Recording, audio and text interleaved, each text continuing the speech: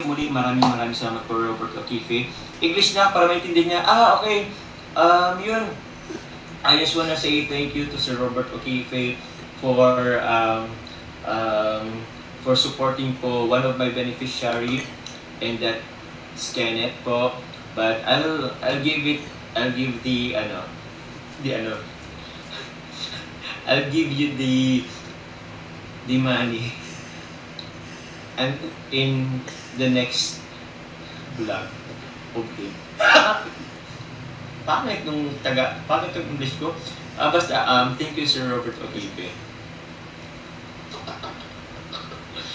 Sorry guys, my English is already expired because it's 12:19 in the morning.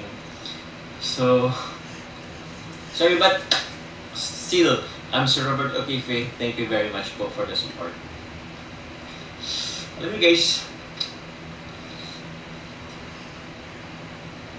huwag nyo na lang yung erase. Nakahiya. Rose and Palma, good morning po po, Jom. Shoutout po. I love you day sa number 10.